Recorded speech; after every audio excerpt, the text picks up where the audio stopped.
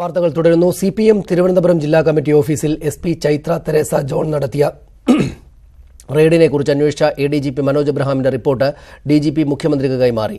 Chaitra Teresa ജോണിന്റെ നടപടി ശരിവെച്ചുകൊണ്ടുള്ള റിപ്പോർട്ടാണ് നൽകിയത്. സർക്കാരിന് ഉചിതമായ തീരുമാനമെടുക്കാം എന്ന ശുപാർശയോടെയാണ് റിപ്പോർട്ട് കൈമാറിയത്. വിവരങ്ങളുമായി ടി.ജി. സജിത്ത് ചേരുന്നു. സജിത്ത്, നിയമപരമായിട്ട് തെറ്റൊന്നുമില്ല, പക്ഷേ അവരുടെ ഭാഗത്തുനിന്ന് ജാഗ്രത കുറവുണ്ടായി. ഇങ്ങനെ പറയുന്ന റിപ്പോർട്ടല്ലേ അത്? അതിന്മേൽ എന്ത് തുടർ നടപടികളാകും സർക്കാരിന്റെ ഭാഗത്ത് നിന്നുണ്ടാവുക?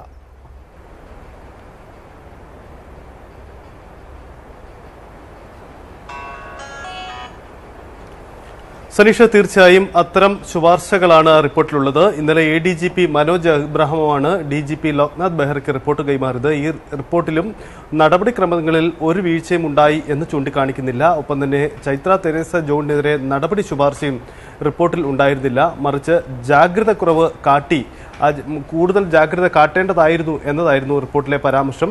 ആ റിപ്പോർട്ട് അതേപടി ഡിജിപി മുഖ്യമന്ത്രിക്ക് കൈമാറിയിരിക്കുകയാണ് ചെയ്തിരിക്കുന്നത്. ഇനി സർക്കാരാണ് ഈ കാര്യത്തിൽ തീരുമാനമെടുക്കേണ്ടത്.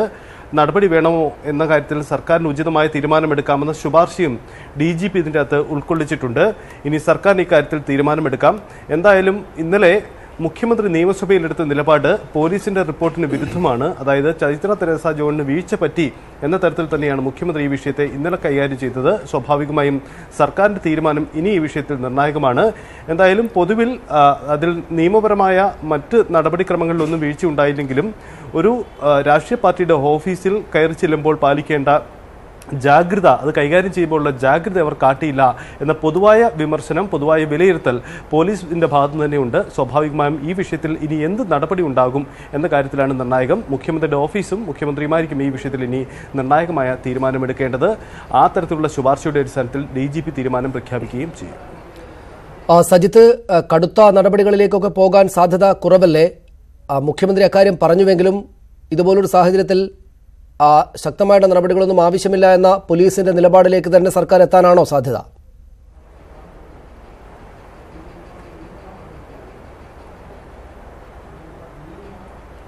തീർച്ചയായും അതിന്റെ അത്തരമൊരു സാധ്യതയിലേക്കാണ് വരുന്നത്. ഒരുപക്ഷെ ചൈത്ര തെരേസ ജോണിനെതിരെ കാര്യമായൊരു നടപടിയിലേക്ക് സർക്കാർ പോയേക്കില്ല. എന്നാൽ അതിലുള്ള ശക്തമായ അതൃപ്തി മുഖ്യമന്ത്രി രേഖപ്പെടുത്തുകയും ചെയ്തിട്ടുണ്ട്. സ്വാഭാവികമായും ഇനി കൂടുതൽ ആ തരത്തിലുള്ള നടപടി വേണ്ട എന്ന ഒരു നിലപാടിലേക്ക് സർക്കാർ എത്താനാണ് സാധ്യത. കാരണം പോലീസ് സേനയിൽ നിന്നുണ്ടായിരിക്കുന്ന ശുപാർശ അതിനെ മറികടന്നുകൊണ്ടുള്ള ഒരു രാഷ്ട്രീയ തീരുമാനത്തിലേക്ക് സർക്കാർ കടക്കാനുള്ള സാധ്യത കുറവ് എന്നതാണ് നമുക്ക് ലഭിക്കുന്ന സൂചനകൾ.